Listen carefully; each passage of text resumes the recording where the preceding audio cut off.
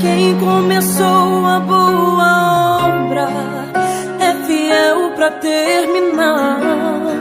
No seu tempo e na sua hora, Ele tudo cumprirá.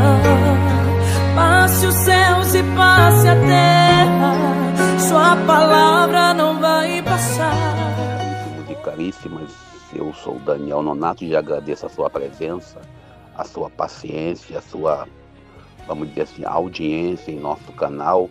Você que nos ajuda a continuar produzindo, quando você dá seu like, quando você comenta, quando você participa, e você quando se envolve nesses nossos comentários.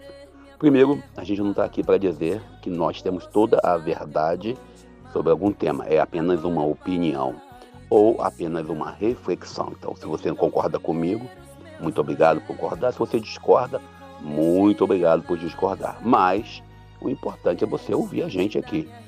Lembrando que ontem o Dino teve a sua posição, né, e dizer que a lei magnífica não vale aqui no Brasil. E toda lei vai ter que ser submetida ao STF. É justo para que o STF possa validar ou não validar a lei. Lógico que ele faz uma exceção às leis que é onde o Brasil tem tratado. Por exemplo, algumas leis sobre guerra, algumas leis sobre saúde pública, ou seja, essas leis já estão aprovadas pelo STF. Mas os bancos responderam com a crise. Mas graças a Deus parece que já fez uma nova, vamos dizer assim, intervenção que vai ajudar que a coisa melhore. Lembrando ainda que nós estamos aí diante da realidade da guerra da Ucrânia e aparentemente a Ucrânia vai perder território para que a guerra acabe, ou seja, a Ucrânia perde nesta guerra. É lógico que ela perde de dois jeitos. Primeiro, ela perdeu porque a Rússia veio, espancou, violentou e está levando um território que quer, não tudo que quer, mas está levando algum território. E os Estados Unidos vai continuar lá dentro, explorando as terras raras. Deixa quieto, né? Esse aí é o modelo onde a paz, de que eles querem a paz, onde as grandes potências se dão bem em cima da pequena potência. Só Deus. E vamos ao nosso Evangelho do dia, que é muito melhor. Lembrando, o Evangelho de hoje, Mateus capítulo 20, versículo 1 ao 16, esse texto próprio da quarta-feira, da 20ª semana do tempo comum, também aparece lá no 25º domingo do tempo comum, ano A. É um verdadeiro choque para a lógica humana. Jesus conta a história de um proprietário que chama trabalhadores em diferentes horários de dia e no fim paga todos o mesmo denário. O que começaram mais cedo, murmuram porque esperavam mais e mais. Mas o dono da vinha lembra: não combinamos um denário? Não tenho eu o direito de ser bom? Ou seja, Jesus aqui apresenta um Deus, ou melhor, um Senhor que paga o mesmo valor. Essa parábola rica em simbolismo nos mostra que a justiça de Deus não se mede pela meritocracia nem por cálculo de produtividade, mas pela generosidade e pela dignidade de cada pessoa. O denário é mais que uma moeda, é sinal da graça, da vida plena em Deus que oferece a todos. Jesus, em outras passagens bíblicas, ele aponta a lógica diferente.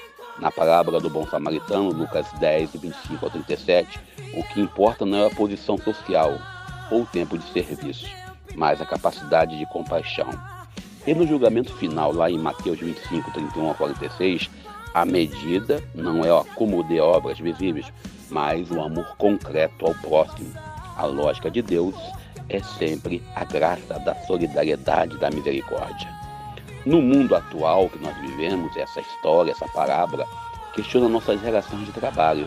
Quantas vezes a gente se revolta quando as leis trabalhistas tentam equilibrar o direito de garantias? Grupo aí que se diz que tem direito à meritocracia. Quantos consideram injusto quando os mais pobres recebem alguma proteção, porque acreditam que só o esforço pessoal deveria contar? Novamente, a meritocracia. Mas a palavra de Deus, a Bíblia, já é bem clara. Desde Deuterônio, não oprimas o teu trabalhador, pobre e necessitado. Dá-lhe o salário no mesmo dia, porque dele depende a sua vida. Deuterônio capítulo 24, versículos 14 ao 15. E ainda tem o livro de Eclesiástico, vai ainda mais longe. Tirar o sustento de alguém é assassinato, é privar o trabalhador do seu salário, é derramar sangue. Eclesiástico capítulo 34, versículo 26 ao 27. E aqui está a raiz da justiça social.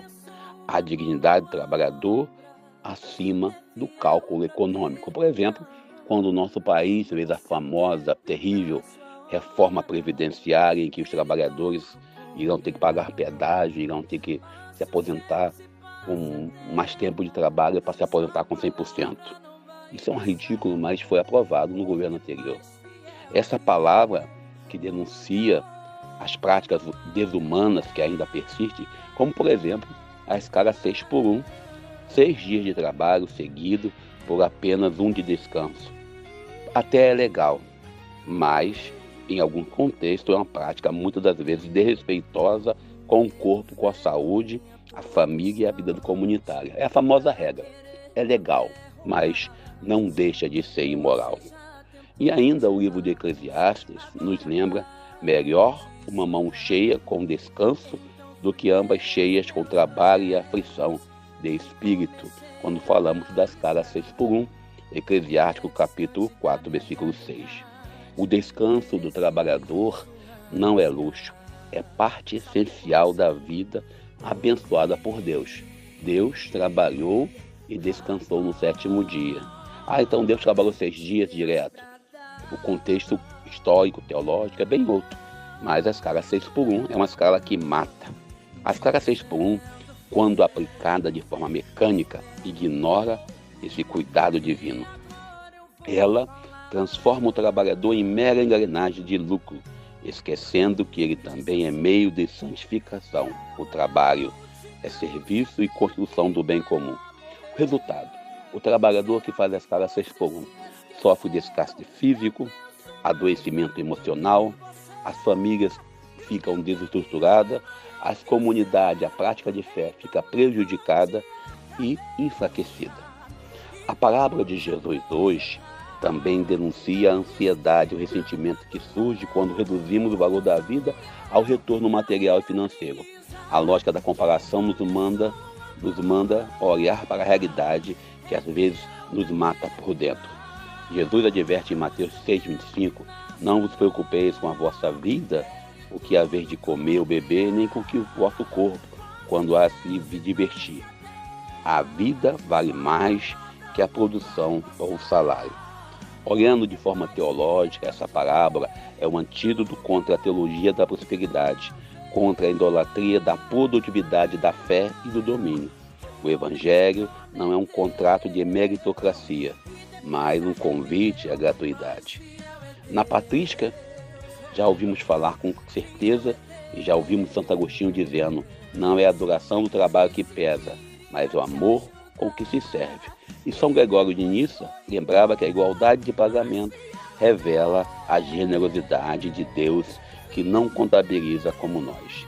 E a Igreja nos convida com documentos Gaudium et Spes, números 63 e 66, afirma que a economia deve servir à pessoa.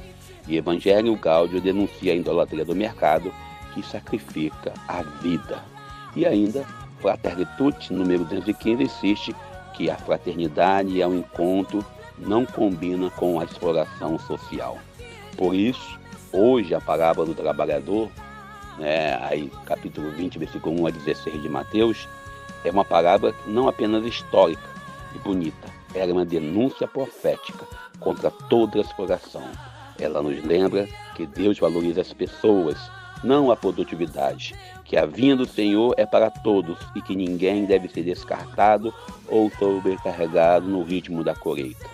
O profeta Isaías reforça: não é este jejum que escolhi, soltar a corrente da injustiça, desatar as cordas do jugo, pôr em liberdade os oprimidos e despedaçar todo o jugo. Isaías 58, versículo 6. Que possamos nós, no dia de hoje, com essa palavra, inspirados, olhar para a nossa missão com muito carinho, muito afeto, levando nossa vida com dignidade e respeito. Que Deus nos abençoe, para que possamos ser fiéis ao seu amor, não preocupados com o que vamos receber, mas sim preocupados em levar a nossa missão à frente. Que Deus nos abençoe e nos ajude. Eu sou Daniel Nonato. Mais fiel que o meu Deus nunca houve e jamais haverá.